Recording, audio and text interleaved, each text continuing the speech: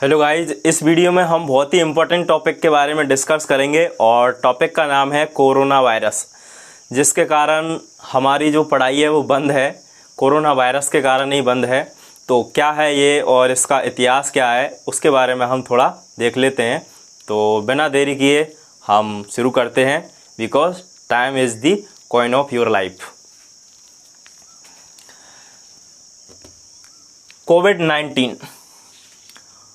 कोविड-19 के नाम से इसको जानते हैं। इसके बारे में हम थोड़ी बाद में बात करेंगे। सबसे पहले देख लेते हैं कि 2003 में चीन में एक रोग फैला जिसका नाम था सार्स। इसको किलर निमोनिया के नाम से भी जानते हैं।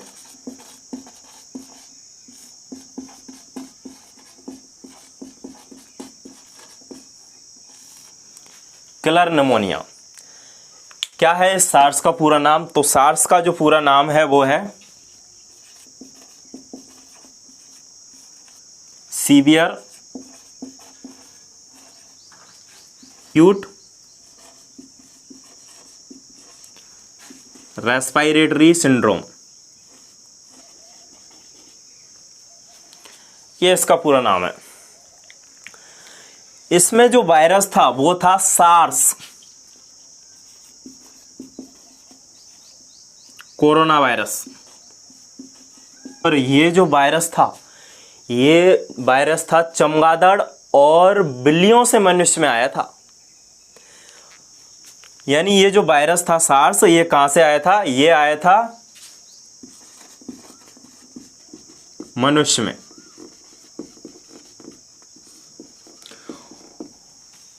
और ऐसे वायरस जो जानवरों से मनुष्य में आ जाते हैं, ऐसे वायरसों को हम बोलते हैं जूनोटिक वायरस।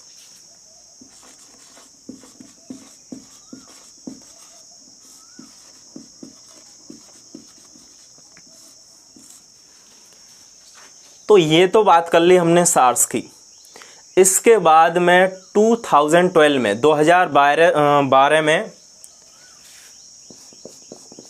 मध्य पूर्वी 2012 की बात कर रहे हैं हम। मध्य पूर्वी एशिया एक और रोग फैला था। उस रोग का नाम है मार्स।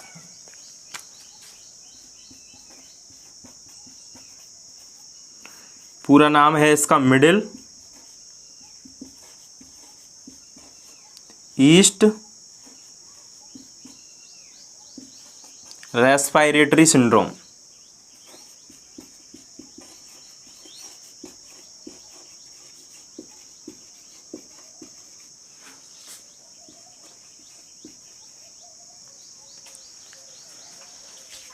ये जो रोग था मार्स, ये ऊंटों से मनुष्य में आया था और इसका जो वायरस था वो था मार्स कोरोना वायरस।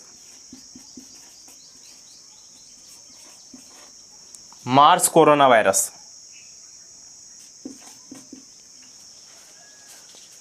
तो ये तो था इसका इतिहास।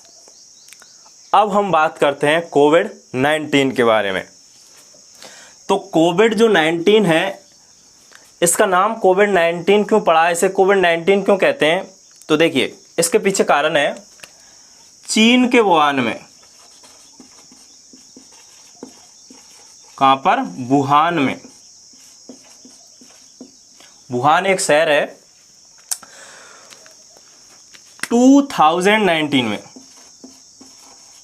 2019 में इसका एक 0% मिला। क्या मिला? 0%।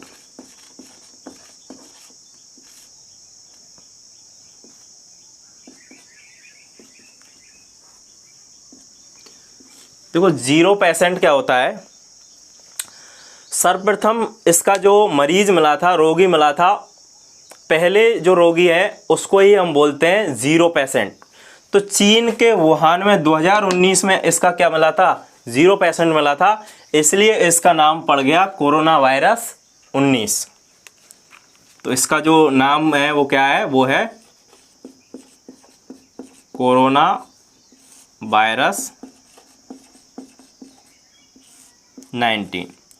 और इसका दूसरा नाम है क्या? SARS corona virus 2।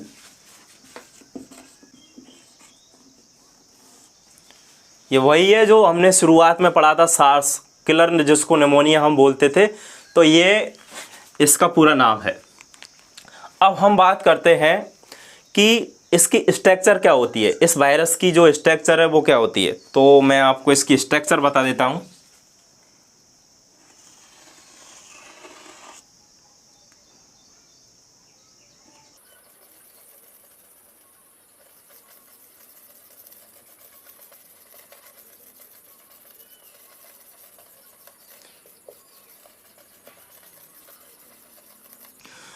इस प्रकार के इसके यहाँ पर इस पर ये ऊपर ये स्पाइक होते हैं इस प्रकार के। आपने ऐसी स्ट्रक्चर जहाँ पर इसके एडवर्टाइज होते हैं वहाँ पर बनी हुई देखी होगी। तो इस प्रकार की इसकी क्या होती है, स्ट्रक्चर होती है।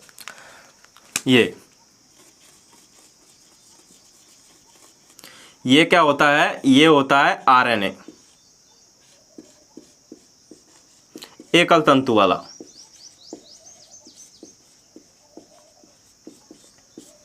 और ये होते हैं स्पाइक प्रोटीन।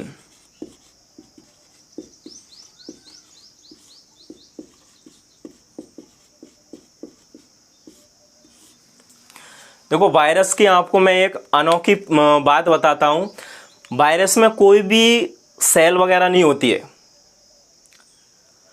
इसमें या तो आरएनए होगा या फिर डीएनए होगा, दोनों भी एक साथ नहीं पाए जाएंगे। या तो आरएनए होगा या डीएनए होगा। तो ये जो कोरोना वायरस है वो आरएनए जनित है, इसमें आरएनए पाया जाता है, एकल तंतु वाला। तो ऐसी इसकी क्या होती है, स्ट्रक्चर होती है। अब हम बात करते हैं कि इसके संक्रमण की, कि ये जो इसका संक्रमण है वो कैसे होता है। तो सबसे पहले हम बात करते हैं संक्रमण की।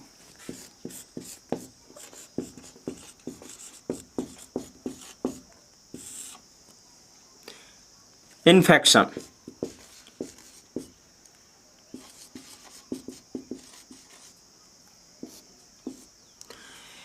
इन्फेक्शन की अगर हम बात करें, अत्यधिक संक्रामक रोग है और बहुत तेजी से ये फैलता है।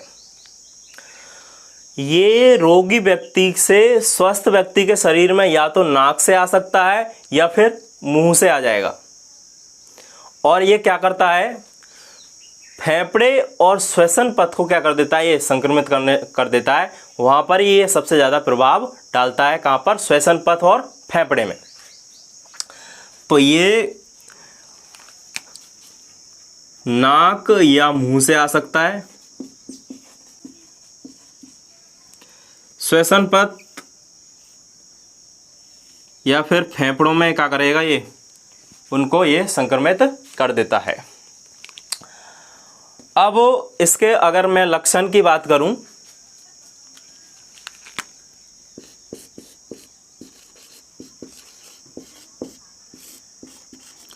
तो लक्षण की अगर मैं बात करूं तो लक्षण में देखिए, इससे क्या होगा, जिस व्यक्ति को कोविड-19 हो जाता है उसमें क्या होगा, तो गंध सूंघने की जो शक्ति है वो क्या हो जाएगी, खत्म हो जाएगी। और दूसरी चीज, उसका जो ऑक्सीजन लेवल है वो क्या हो जाएगा, गिर जाएगा। इसलिए तो कोरोना जो पेशेंट होते हैं उनको ऑक्सीजन की ज़्यादा ज़रूरत पड़ती है। तो ये इसके लक्षण है। इसमें क्या होगा, एक तो जो ऑक्सीजन लेवल है वो कम हो जाएगा, कम। ये इसके क्या है, लक्षण है। अब हम बात करते हैं परीक्षण की, कि कैसे पता लगाया जाए कि व्यक्ति को कोरोना है। तो इसके दो परीक्षण हैं।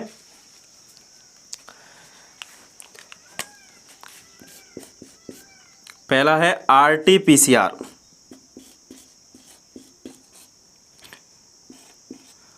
और दूसरा है rapid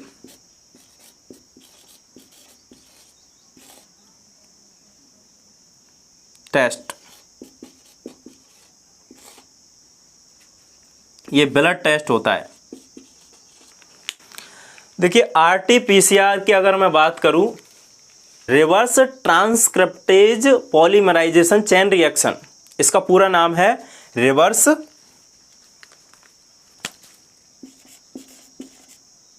chain reaction.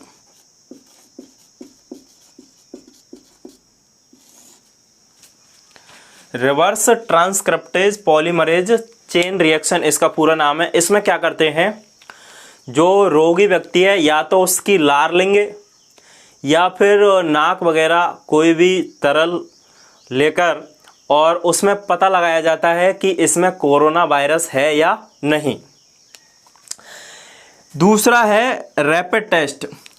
Rapid test में क्या करते हैं, जो संक्रमित व्यक्ति है उसमें क्या करेंगे, उसके शरीर से ब्लड लेंगे और ब्लड में देखेंगे कि जो कोरोना वायरस है उसके प्रति जो प्रतिरक्षी हैं आईजीजी और आईजीएम बनी हैं या नहीं। तो इसकी जो हम बात करते हैं कि वैधता है वो थोड़ी कम है। वो इसलिए कम है क्योंकि कोई गारंटी थोड़ी है कि जो प्रतिरक्षी हैं वो अभी बनी हो सकता है वो पहले ही बन गई हो या पहले से कोई वायरस शरीर में आया हो उसके कारण भी वो बन गई हो। तो ये दो प्रकार के क्या होते हैं, टेस्ट करते हैं। एक तो करते हैं आरटीपीसीआर। आरटीपीसीआर है वो ज़्यादा, उसकी वैधता ज़्यादा है और इसकी जो वैधता है वो थोड़ी कम है। वो इसलिए कम है क्योंकि इसमें प्रतिरक्षी का पता लगाया जाता है वायरस के प्रति ब्लड से। तो ये तो हमने बात कर ली कि किस प्रकार से हमने इसका परीक्षण किया और कोरोना वायरस क्या है। अब हम बात करते हैं इसके उपचार की। तो अब हम इसकी बात करते हैं किसकी, उपचार।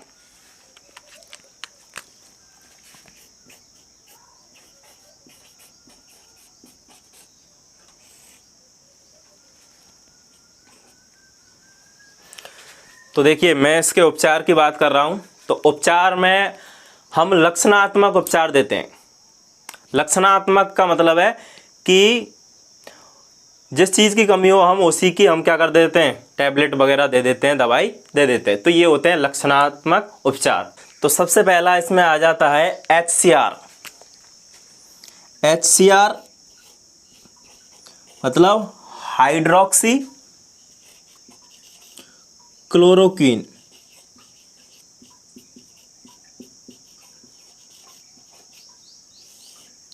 हाइड्रोक्सी क्लोरोक्वीन मलेरिया में दी जाने वाली दवाई है, कोरोना में प्रयोग कर रहे हैं। दूसरा देते हैं हम रेट्रो वायरल ड्रग।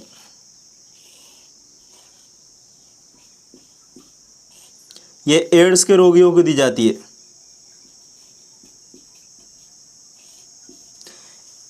एड्स के जो रोगी होते हैं उनके लिए प्रयोग की जाती है। तो इसका उपयोग भी हम किस में कर रहे हैं, कोरोना के इलाज में कर रहे हैं। और तीसरी चीज़ जो सबसे इम्पोर्टेंट है वो है, तीसरी चीज़ जो सबसे इम्पोर्टेंट है उसको मैं यहाँ लिख रहा हूँ गाइस,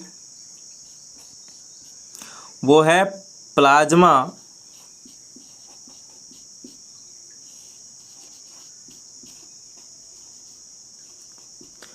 कॉन्वाल्सेंट थेरेपी।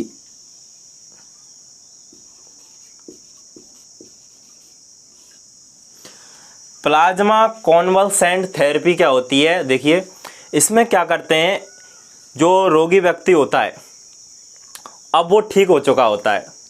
तो जो कोरोना वायरस से संक्रमित व्यक्ति था अब वो ठीक हो गया, तो जो ठीक व्यक्ति है उसका प्लाज्मा लेते हैं क्योंकि उसके प्लाज्मा में जो कोरोना वायरस है उसके प्रति एंटीबॉडीज बन चुकी होती हैं। तो उसके प्लाज्मा का प्रयोग करके जो संक्रमित व्यक्ति है उसको बचाया जाता है। तो ये होता है प्लाज्मा कॉन्वाल्सेंट थेरेपी। अब मैं आपको एक चीज़ और बताने देना चाहता हूँ कि आइसोलेशन और क्वारंटाइन क्या होता है। फॉर एग्जांपल के लिए मान लो मैं कहीं एक शादी में गया, अब वहाँ पर 4 लोग कोरोना संक्रमित थे और मैं भी उनके संपर्क में आया। तो जो कोरोना संक्रमित थे मतलब जिनको कोरोना हो रहा है उनको तो रखेंगे आइसोलेशन में सबसे अलग, और मुझे रखेंगे क्वारंटाइन में क्योंकि मेरा अभी ब्लड सैंपल ले गए हैं और ब्लड सैंपल ले जाके अगर मुझे कोरोना हुआ तो मुझे भेज देंगे वो आइसोलेशन में, और अगर मुझे कोरोना नहीं है तो मैं बाहर आ जाऊंगा क्वारंटाइन से। तो ये क्वारंटाइन और आइसोलेशन का खेल है। तो अगर आपको वीडियो अच्छा लगा हो तो वीडियो को लाइक कर दें, शेयर कर दें और चैनल को सब्सक्राइब ज़रूर कर लें।